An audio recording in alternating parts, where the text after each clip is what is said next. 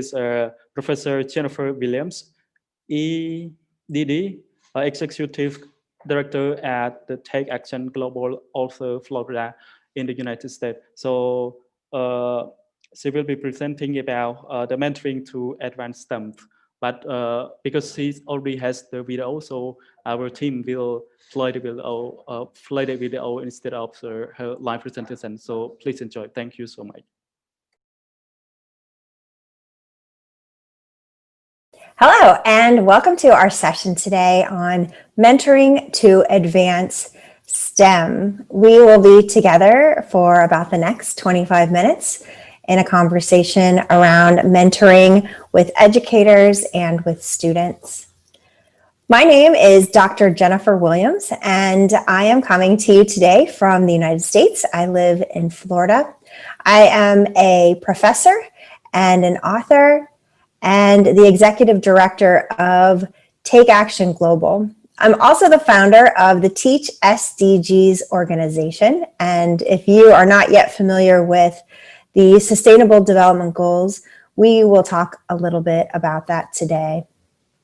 So first off, I want to thank the organization for inviting me in to speak and share with you all today from around the world. I know that it takes a lot of time and thought to put together an international conference for educators, so I'm very honored to be with you here for this session.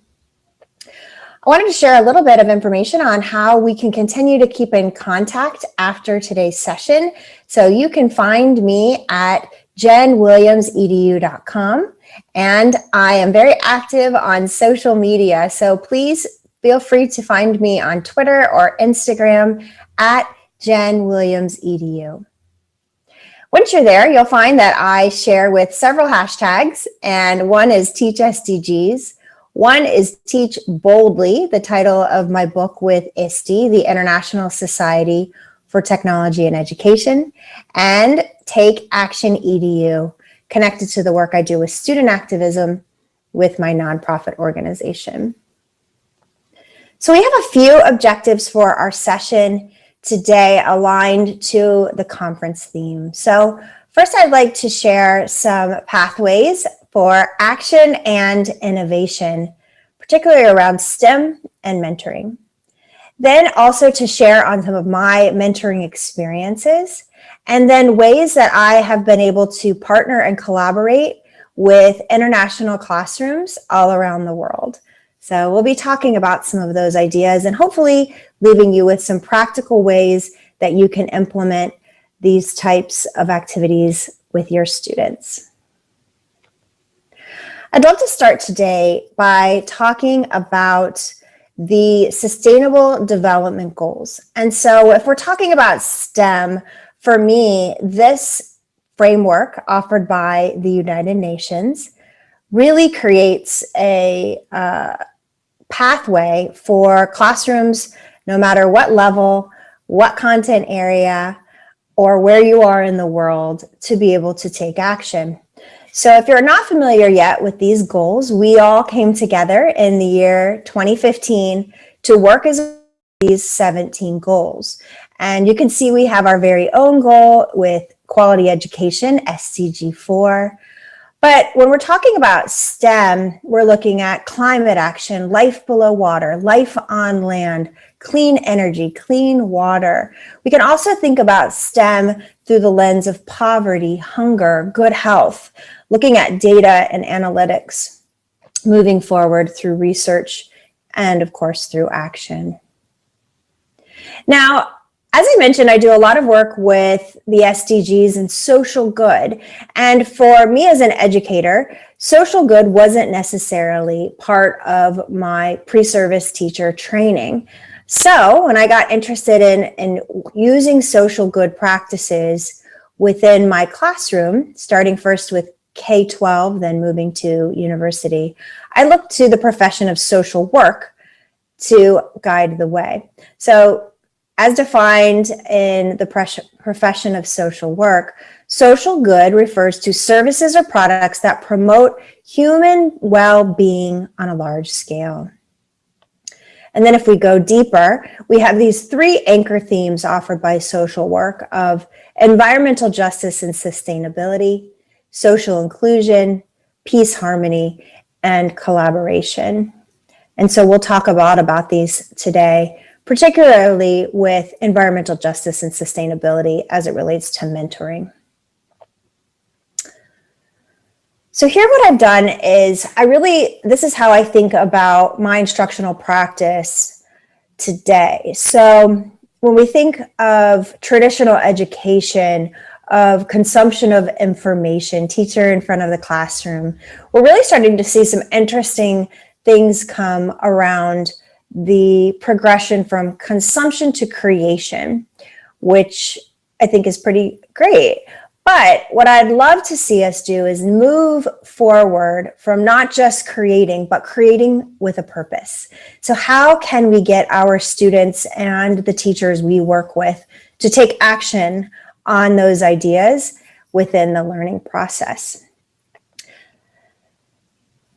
For us as instructional designers, because with teachers, if we're a mentor or mentee, we're now not just on the receiving end of the instructional design process, we all are becoming creators of content.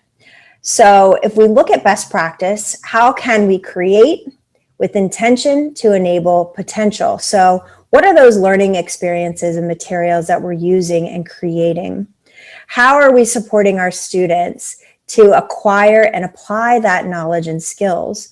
And then how can we create a culture of learning and mentorship so we're always continuing to iterate and develop even after we've created that content? For me, I've been doing a lot of work around virtual exchange. So how can we as educators work in online virtual spaces, recognizing that we have these advanced technologies, designing our curricula around this idea of taking action, and then facilitating exchange through development of relationships. So virtual exchange really becomes the nexus of all 3 of these areas. And I'm doing this through the lens of environmental justice and social good.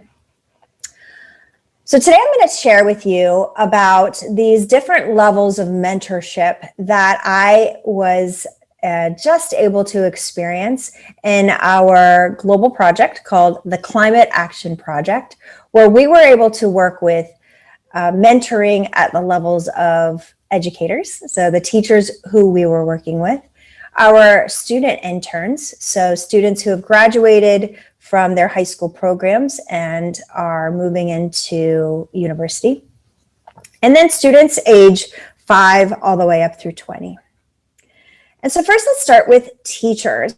And as we think about what does mentoring look like when we're working with experienced teachers in practice.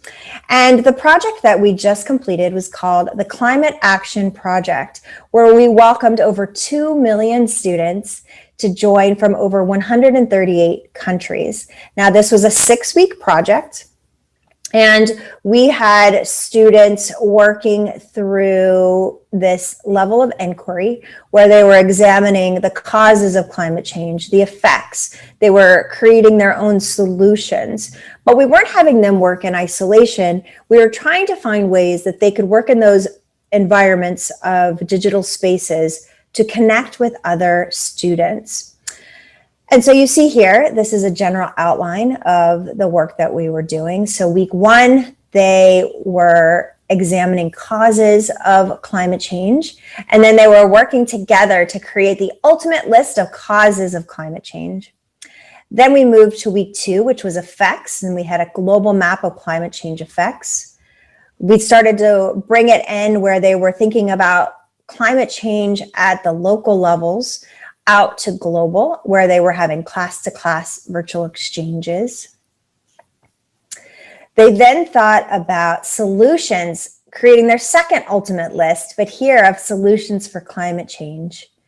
Week 5 had them working with mentoring, which we'll talk about, through trusted expert webinars and their feedback sessions. And then finally, we had actions, where we met together in an online celebration of learning, which was our Climate Action Day.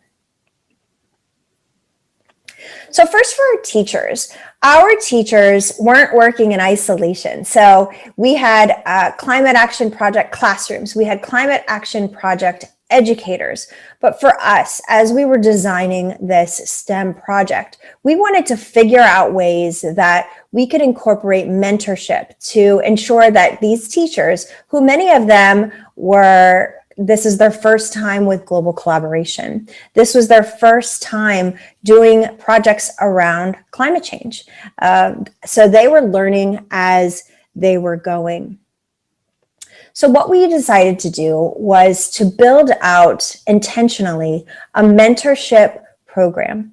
And so we had different types of mentors. One, we had ambassadors. Now, our ambassadors were working from their local region. So we had ambassadors from different countries. And so if we had different languages, then those teachers would have an ambassador that would be able to assist them as they were seeking out some information. And then we also had facilitators. And now our facilitators were assigned groups of classrooms, and they were acting as that ongoing support coach throughout the entire 6 weeks. So they were assuming different roles as a motivator. They were a resource. So if teachers were wondering how to use certain technologies or needing support, they had a go-to in the facilitator. And they were also acting as a coach, so sharing on best instructional practices, helping to troubleshoot if need be, and encouraging our classrooms along the way so they could successfully make it to week 6 of taking action. We also had a unique opportunity this semester where we partnered with an organization called Global Citizen Academy. And Global Citizen Academy had students working in internship opportunities for their gap year. So they had just left the high school program and they were moving to university, but because of the pandemic, they were in a year of hold. So we had 6 interns join with us. You can see some of them here. So we had Caroline from the United States, Lena from Hong Kong, Hila and Herman, both from Singapore, and Abby from the UK. Now, we decided to not just have our mentors be doing work in the background for us. We really wanted them front and center. We wanted our students and our teachers to view them as leaders and as mentors.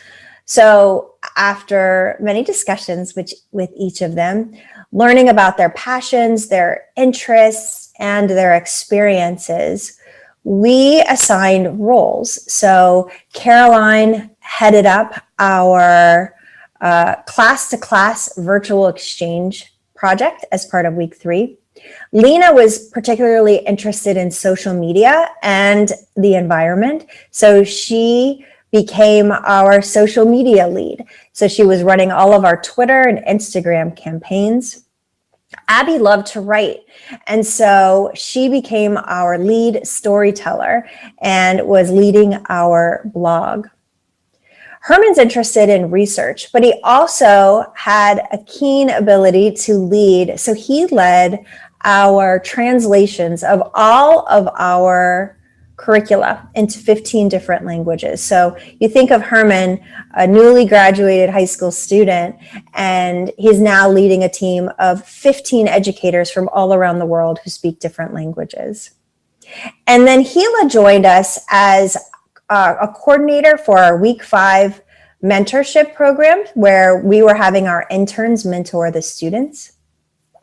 And she also joined us in any international presentations that we were doing. So our classrooms then, and our teachers, but our students became the mentees for our mentors you see here as our interns.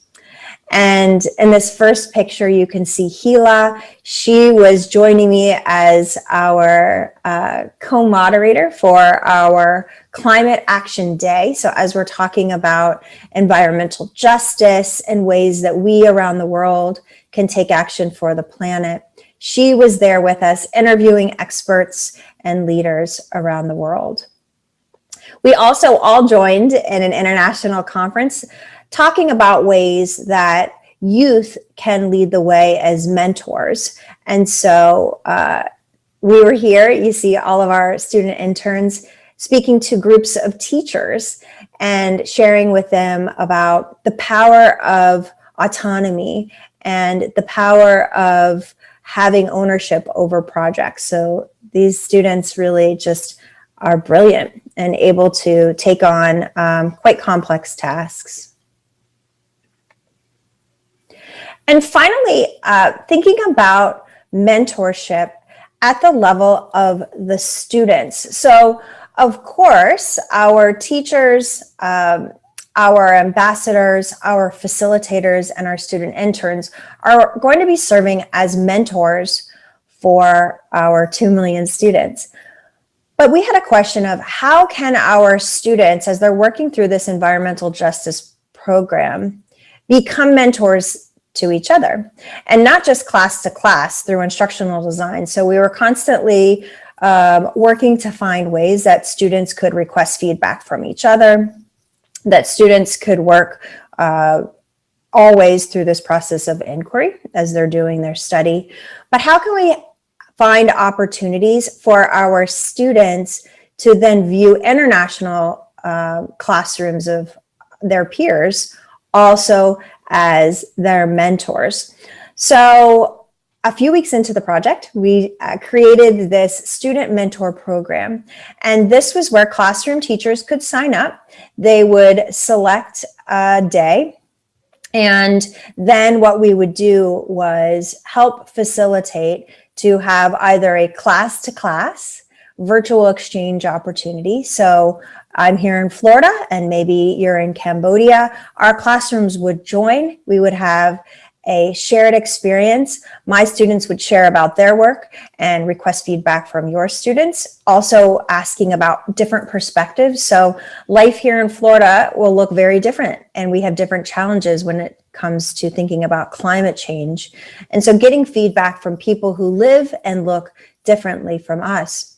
We also had opportunities for virtual exchange with class to intern. So as our students were creating their solutions, we invited them to also sign up, and I'll share with you here. We have our guidelines for our student mentors to then come in for a 30-minute session with one of our student interns. And so our interns have been working in environmental justice for several years through their high school programs, all different parts of the world. So these were the guidelines. So as I mentioned, Gila led this project. And so she and I worked together. So I'm mentoring Gila, who's mentoring a team of mentors who are then going to be mentoring students. So many different levels of mentorship. So she wrote this letter to them, really trying to set them up for success. So for a lot of them, this was the first time that they were leading a 30-minute virtual exchange. So we have a sample schedule.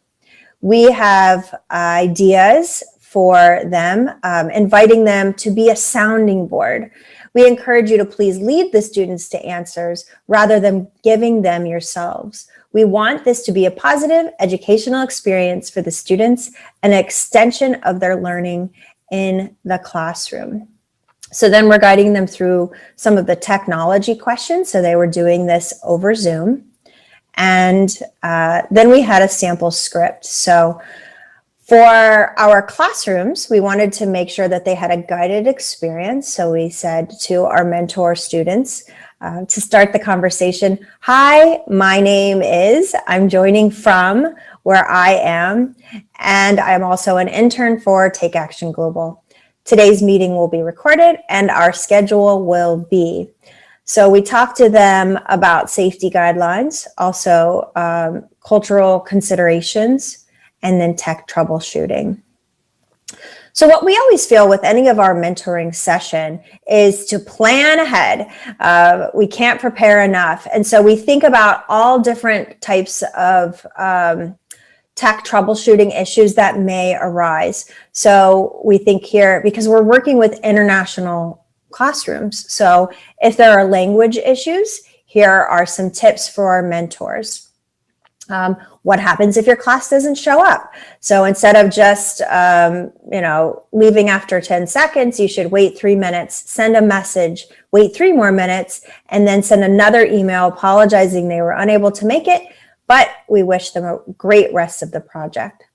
What happens if your own Wi-Fi fails? Or what happens if their Wi-Fi fails? What happens if the teacher is not on the call? Or if a student says something inappropriately? Or if a teacher asks you something you don't know the answer to.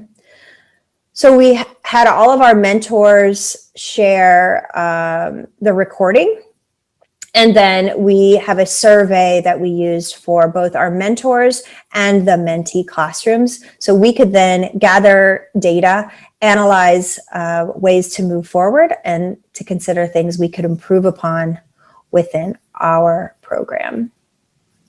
So that gives you just kind of a glimpse into our program that we did with our students in terms of mentoring.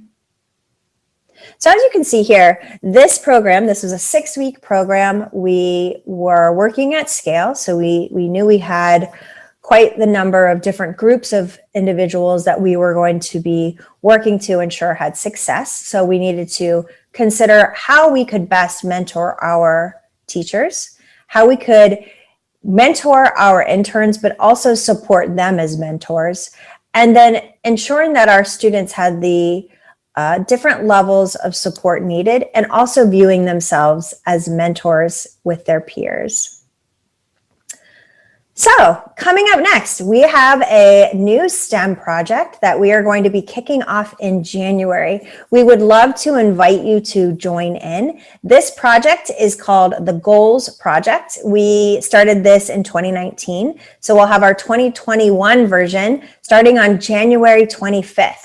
And so this will be a 6-week STEM opportunity for inquiry, all free for anyone interested in joining in. We have students as young as age 3 all the way up through university. And you can check out more information on goalsproject.org. Here you see some examples from classrooms and their work last year. So they're looking at all those SDGs and determining inventions or advocacy campaigns or ways they can work better with our global colleagues to reach those goals in 2030. So with that, I'd love to invite you to join me in taking action on STEM through mentoring. I love to end with this quote because I know we as teachers have a lot on our plate. So these collective actions that we can work to take together, I think really can make a big difference for our planet and for its people. Please feel free to reach out. I am at Jen Williams EDU on Twitter. Our nonprofit organization where we're working for environmental justice and shared humanity is Take Action EDU.